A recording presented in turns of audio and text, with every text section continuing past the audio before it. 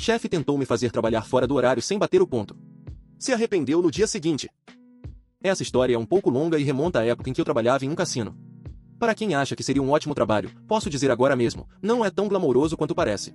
Especialmente quando você trabalha na cozinha. Agora, um pouco de contexto para que todos entendam o quadro completo. Quando comecei a trabalhar nesse local, eu era jovem, ainda estava na faculdade e trabalhava em 2 empregos de meio período. No início, era só ok.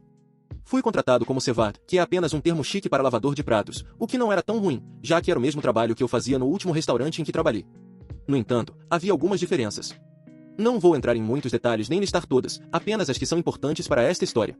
A primeira, e a que eu mais gostava, era que, como havia muitos restaurantes e os cevads ficavam todos em um único departamento, nós éramos realocados todos os dias. Um dia você trabalhava na tia Chose, no outro no buffet, depois no restaurante italiano, na lanchonete do bingo, e assim por diante. Isso significava que você sempre trabalhava com pessoas diferentes, interagia com elas e tinha uma mudança de ambiente constante. Disseram que eu era estranho por gostar disso, mas minha resposta era que, se você acabasse trabalhando com alguém com quem não se dava bem, logo não estaria mais com essa pessoa. A segunda coisa era que esse lugar odiava sindicatos. 2 vezes por ano havia uma reunião obrigatória em que todos tinham que comparecer, onde faziam longas apresentações sobre como os sindicatos eram malignos e manipuladores. Além disso, havia placas por todos os corredores dos funcionários com propaganda anti-sindicato. Depois de trabalhar no cassino por algum tempo, meu chefe me abordou perguntando se eu queria passar de meio período para tempo integral. Eu disse que sim, porque os benefícios eram muito bons. Eu não só ganharia plano de saúde e odontológico, como também teria acesso aos advogados deles, além de alguns outros benefícios. Acho que foi bom eu ter aceitado, porque alguns meses depois aconteceram grandes mudanças. Eu não sei o que causou isso, mas quase todo mundo odiou as novas regras. Para começar, a política de atestado médico foi cancelada. Ou seja, se você estivesse doente, não importava se tivesse um atestado do médico dizendo que não podia trabalhar. Se você não aparecesse, perdia um ponto. Isso fez com que cozinheiros e cevards fossem trabalhar vomitando no chão e nas lixeiras, porque não podiam se dar ao luxo de perder um ponto, já que isso contava contra eles na época dos aumentos. Outra mudança foi que começaram a cortar o número de funcionários em tempo integral. Eu estava seguro, assim como os outros que já tinham esse status, mas se algum de nós saísse, essa vaga não seria preenchida. Haveria apenas 2 funcionários em tempo integral por departamento. Falando em departamentos, isso leva à próxima grande mudança. Tecnicamente, o departamento de Sevardin seria desfeito. Isso significava que, embora nossos supervisores continuassem existindo, seriam os chefes e os gerentes dos restaurantes que passariam a mandar na gente. Isso também significava que não nos moveríamos mais entre setores. Fui enviado para a tia Chose, felizmente, tinha 2 ótimas colegas de trabalho. Na verdade, éramos tão boas que nos chamavam de AA, porque todos os nossos nomes começavam com a letra A. Enquanto trabalhávamos lá, comecei a planejar crescer dentro do cassino. Eu sabia que seria difícil, mas tinha o sonho de comprar a cabana da minha família dos meus pais e morar no interior enquanto terminava a faculdade. Infelizmente, minha primeira tentativa de virar supervisor falhou e acabei treinando a pessoa que conseguiu o cargo. Não reclamei, apenas encarei como um sinal de que eu precisava me esforçar mais. Agora é aqui que a história realmente começa. O nosso chefe principal estava sendo transferido para o restaurante italiano, e o chefe assistente iria assumir o lugar dele. Isso significava que contrataríamos um novo cara para ocupar a vaga de chefe assistente. Vamos chamá-lo de Kevin. Quando Kevin chegou, ele parecia ok. Nem ótimo, nem horrível. Apenas estava lá, e não tínhamos muito motivo para conversar na maioria dos dias, já que estávamos sempre ocupados. Então, cerca de um mês depois que Kevin começou a trabalhar lá, tive minha primeira interação real com ele, e foi algo. Era noite, com o movimento do jantar começando a aumentar, e eu disse às minhas colegas que iria encher minha garrafa de água antes de tudo ficar cheio. Elas disseram ok e que fariam o mesmo quando eu voltasse. Mas antes de eu sair da tia Chose para ir ao refeitório, Kevin me chamou. Kevin, op, aonde você vai? Eu, só pegar uma bebida antes de ficar movimentado. Eu avisei as meninas. Kevin, então por que você não está usando a fonte de bebidas dos garçons? Eu, piscando, confuso quando começamos aqui, nos disseram que os funcionários só podem pegar bebidas no refeitório. Kevin, não vem com essa. Eu vejo os garçons pegando bebidas lá o tempo todo. Você só está indo lá para perder tempo. Vou ter que te advertir por isso. Eu, perder tempo? O refeitório é logo ali no corredor. No tempo que gastamos nessa conversa, eu já poderia ter ido lá, colocado gelo na garrafa, pego minha bebida e voltado. Kevin abriu a boca para responder, mas antes que pudesse dizer qualquer coisa, o chefe principal nos viu parados ali e veio ver o que estava acontecendo. Antes que eu pudesse falar, Kevin começou a explicar tudo com um ar de superioridade no rosto. Mas isso desapareceu quando o chefe falou. Chefe, Kevin, o OP está certo. Os funcionários só podem usar os bebedouros do refeitório. Suspiro, vou ter que falar com a supervisora das garçonetes sobre isso. OP, vá pegar sua bebida. Kevin, preciso falar com você em particular. E eu fui. Depois disso, fiquei bem confuso com o que tinha acontecido. No começo, tentei dar o benefício da dúvida ao Kevin, acreditando que ele realmente não sabia dessa regra. Talvez chefes e supervisores pudessem usar a estação dos garçons, e ele achava que isso valia para todo mundo. Porém, quando comentei isso com minhas colegas, elas disseram que coisas parecidas tinham acontecido com elas. Que ele as abordava por pequenas infrações, e quando elas pediam desculpas, ele só dava um aviso. Então elas sugeriram que ele só estava marcando o território e que teria sido mais tranquilo comigo se eu não tivesse questionado a autoridade dele. Depois disso, comecei a perceber outras coisas. Primeiro, os garçons pararam de falar com Kevin, porque estavam irritados com ele por causa das restrições no posto deles. Foi nesse período que percebi o quanto ele ficava com eles. Ele também vivia chamando minhas colegas para ajudá-lo em tarefas como descascar batatas por horas, me deixando sozinho. Além disso, sempre que eu parava para falar com uma das minhas supervisoras, que era uma mulher jovem, ele gritava comigo para voltar ao trabalho. Aos poucos, comecei a suspeitar que ele tinha outras intenções. Essas suspeitas foram confirmadas naquele verão. Para quem nunca esteve em uma cozinha profissional, faz calor. E no verão, faz muito calor, e os cheiros às vezes são sufocantes. Nesse dia, eu estava em uma das pias gigantes raspando restos de peixe, perca, e fazendo uma limpeza pesada nas panelas, quando Kevin me chamou para o escritório. Isso era estranho, porque eu só tinha sido chamado lá antes para receber aumentos de 10 centavos e avaliações de desempenho, e nada disso aconteceria até janeiro. Curioso, eu o segui até a pequena sala, onde ele fez um gesto para eu entrar primeiro. Entrei e vi uma mulher que eu nunca tinha visto antes sentada em uma das mesas. Quando entrei, ela olhou para mim com aquela expressão curiosa de olá. Posso ajudar? Você conhece o olhar. Então Kevin falou, fechando a porta e entrando de costas. Kevin, op, você fede. Mulher, como é que é? Kevin se assustou e se virou. A mulher o encarava com raiva, enquanto Kevin parecia perdido. Não demorou para eu perceber que ele não sabia que ela estava ali. Kevin, desculpa, me expressei mal, quis dizer que ele está com cheiro ruim. Estamos recebendo reclamações sobre o mau cheiro corporal dele. Como eu disse, a sala era pequena. Tão pequena que me senti apertado ali com mais 2 pessoas. Pela posição em que estávamos, eu estava bem perto da mulher, que estava ficando cada vez mais irritada. Mulher, eu não sinto cheiro nenhum. Senhor, você se importaria se eu me aproximasse um pouco? Eu disse que não havia problema e deixei ela se aproximar o suficiente para me cheirar. Ela fez isso 2 ou 3 vezes antes de se afastar. Mulher, eu não sinto cheiro nenhum. Foi então que eu falei. Op, olha, se alguém disse que eu cheiro mal, eu peço desculpa. Mas eu estou trabalhando em pias engorduradas, cheias de produtos químicos, limpando panelas com restos de peixe frito, em um ambiente que parece ter uns 40 graus.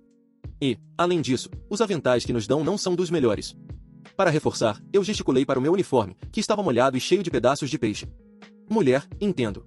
Vou dar uma olhada nesses aventais e ver se algum precisa ser substituído. Op, vá se refrescar um pouco no refeitório. Kevin, você fica. Precisamos conversar. Depois disso, 3 coisas aconteceram. A primeira, os Sevards ganharam aventais novos, o que deixou todo mundo feliz, porque eles não eram trocados havia anos. A segunda, a partir daí, se Kevin quisesse falar comigo sobre algum problema, outro funcionário teria que estar presente como testemunha. E, se não houvesse ninguém, eu deveria procurar aquela mulher, que depois descobri ser a gerente da Chose. A terceira, acabou qualquer trégua entre mim e Kevin. Embora ele não pudesse mais me puxar de lado daquele jeito, ele começou a gritar comigo em público sempre que podia. Se me visse parado, por exemplo, esperando a lava-louças encher, ele gritava comigo do outro lado da sala para eu voltar ao trabalho, e depois voltava a conversar com uma das meninas. Ele me humilhava por qualquer coisa pequena, só para me fazer sofrer. Logo percebi que ele me via como um obstáculo entre ele e as funcionárias, já que eu me dava bem com todas elas. Cheguei até a me perguntar se ele me via como um protagonista de harém, pelo tanto de mulheres com quem eu trabalhava. Por mais de um ano, tentei de tudo para lidar com ele, enquanto ainda tentava conseguir o cargo de supervisor. Fui ao RH, fiz denúncias, só para ouvir, o que você quer que a gente faça sobre isso? Quando fui ao supervisor-chefe, ele só disse que eu precisava ter pele mais grossa. Parecia que a cada dia tudo piorava. Além disso, minha identidade foi roubada 2 vezes, a primeira vez foi minha conta bancária, a segunda foi minha restituição de imposto. Com o banco se recusando a ajudar e o departamento jurídico do cassino demorando para agir, fiquei no vermelho por muito tempo, o que piorou ainda mais minha situação. Houve dias em que eu precisei juntar latinhas no refeitório para conseguir dinheiro para gasolina, e tive que doar um dos meus gatos. E com o Kevin aumentando meu estresse, houve dias em que eu realmente pensei em acabar com a minha vida. Felizmente, ainda havia pessoas boas por perto. Alguns colegas se juntaram para me dar pequenos pacotes de comida, e alguns cozinheiros me ajudavam a levar escondido carnes que iam ser jogadas fora. Então veio a grande noite. Era noite de show, em uma das noites mais frias do ano. Tão fria que várias chaves quebraram nas fechaduras porque tinham congelado. Eu consegui chegar ao meu carro, ligá-lo e deixá-lo funcionando por alguns minutos, enquanto voltava ao vestiário para aproveitar meu único conforto restante, um livro. O plano era ler algumas páginas e ir embora. Mas antes de terminar o primeiro parágrafo, a porta do vestiário se abriu e Kevin entrou. Ele olhou ao redor por um momento, até seus olhos caírem em mim e um sorriso perverso surgir em seu rosto. Kevin, quem te disse que você podia bater o ponto e sair, op? Não fui eu, com certeza. Acabei de receber uma reclamação do turno da noite dizendo que a sua lava-louças está uma bagunça. Claramente você não limpou nada. Agora volte lá e limpe isso agora mesmo. E é melhor eu não te ver batendo ponto de novo, ou você vai ser demitido. Com isso, ele saiu da sala rindo. Por um momento, eu apenas fiquei sentado, completamente confuso, me perguntando se ele realmente podia fazer aquilo. Fiquei com medo, porque, se eu perdesse meu emprego, eu não saberia o que fazer. Eu estava atrasado com meus empréstimos estudantis, já tinha largado a faculdade nesse ponto por vários motivos, atrasado no pagamento do aluguel dos meus pais, e mal conseguia manter o único gato que eu tinha ficado, que havia sido abandonado. Pela primeira vez em anos, eu me senti tão sobrecarregado de medo que parecia que eu poderia começar a chorar a qualquer momento. Então o momento passou, e eu fiquei furioso. Esse cara já vinha fazendo isso comigo há tempo demais.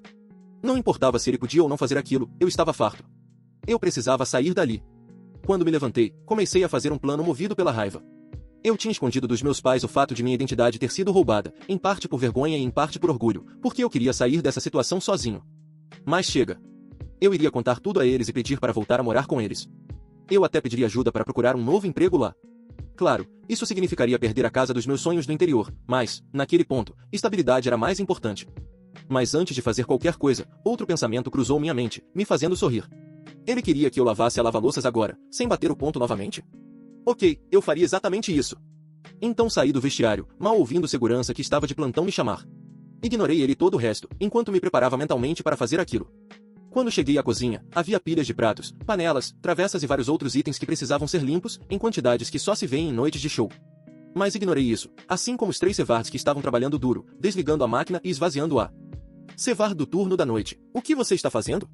Op, desculpa, mas o Kevin me disse que vocês disseram a ele que ninguém tinha limpado a lava-louças e que estava uma bagunça. Tão ruim que eu tive que voltar aqui para limpar sem bater o ponto, ou eu seria demitido. A cor sumiu do rosto de todos.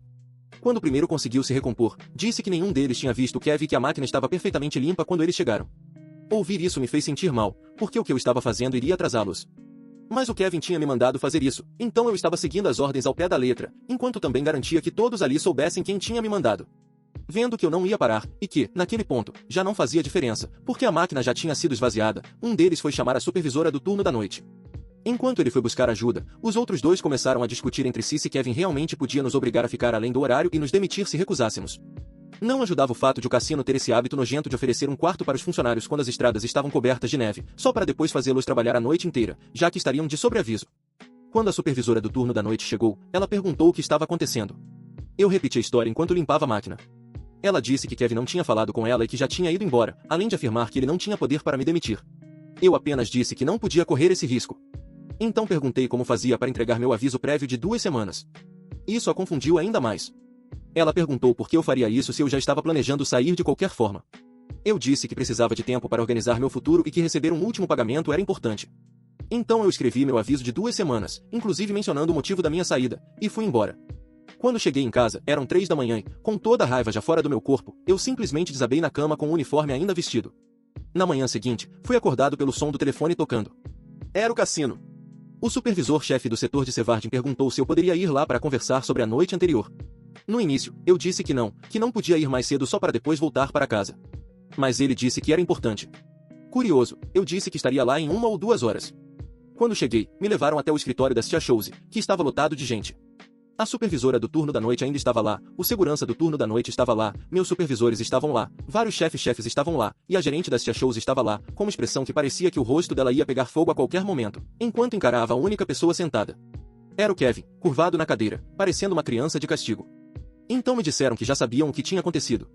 Depois da minha conversa com a supervisora da noite, ela foi até a segurança e encontrou as imagens de Kevin olhando para fora da porta, depois indo em direção ao vestiário, e, por fim, saindo com um sorriso minutos antes de eu sair da sala. Depois disso, ela chamou Kevin para comparecer na manhã seguinte. Ele tentou mentir para se livrar, dizendo que nada disso tinha acontecido e que eu estava apenas mentindo para colocá-lo em problemas. Os supervisores então disseram que era fácil verificar, já que havia um segurança perto da sala e as câmeras. Imediatamente, Kevin lembrou que tinha falado comigo, mas que eu tinha entendido errado, e que ele nunca me mandaria trabalhar sem bater o ponto. A supervisora da noite e os outros na sala começaram a perguntar. Por que o OP mentiria? Quem te disse que a máquina precisava ser limpa? Por que só ele precisaria de autorização para sair? E assim por diante. Repetidamente, Kevin mentia, mudava a história, mentia de novo, mudava outra vez, até finalmente perceber que tinha sido pego. A gerente das Tia Chose então se virou para mim, pediu desculpas e perguntou se eu consideraria ficar. O gerente geral também pediu desculpas e perguntou o mesmo. Por um momento, eu ia dizer não. Mas então tive uma ideia idiota, se eu ficasse, talvez ainda tivesse uma chance de virar supervisor e não precisaria sair. Então eu disse que sim, mas com uma condição, Kevin nunca mais falaria comigo. Se ele tivesse algum problema com o meu trabalho, teria que falar com o chefe principal, a menos que fosse uma emergência. Eles concordaram. Mais tarde, ouvi algumas histórias sobre por que eles finalmente agiram. A primeira, e, na minha opinião, a menos provável, foi que esse incidente fez alguém mais alto na hierarquia finalmente notar todas as reclamações escritas que eu tinha feito contra Kevin e exigir explicações. A segunda foi que eles não queriam me perder ainda. Lembra que eu disse que antes nós rodávamos entre setores? Pois então, agora só havia 2 funcionários que sabiam trabalhar em todos os restaurantes. Isso significava que eu podia ir para qualquer área e saber exatamente onde tudo ficava e como tudo funcionava, sem desperdiçar o tempo de ninguém. Mas o motivo mais provável foi o sindicato. A notícia do que tinha acontecido na noite anterior se espalhou pelo cassino mais rápido do que eu jamais poderia imaginar, e, se eles não resolvessem aquilo, havia uma grande chance de os representantes do sindicato usarem isso como argumento. No final, eu fiquei mais tempo na Tia Chose do que o Kevin, ele saiu 2 anos depois. Mas, antes disso, eu ofereci fazer uma festa de pizza para todo mundo no dia seguinte à saída dele. A atualização. Houve muitas perguntas e comentários, então decidi escrever isto para responder o máximo possível. Primeiro, o tamanho do texto. Alguém leu a primeira frase do post? Eu disse claramente que seria uma história longa. Então por que reclamar, se eu avisei desde o início? Para quem disse que a primeira parte era encheção de linguiça, eu quis pintar o quadro do local onde eu trabalhava, das condições que eu e os outros vivíamos, e de coisas que seriam importantes depois, como o fato de eu ser uma das poucas pessoas que sabia trabalhar em todas as áreas. Segundo, meu carro. Sim, eu desliguei o carro. Desculpa por não ter mencionado isso. Terceiro, questões legais. Alguns perguntaram por que eu não processei o cassino, o Kevin, ou disseram que eu deveria ter feito isso. Para ser sincero, eu até fantasiei com isso.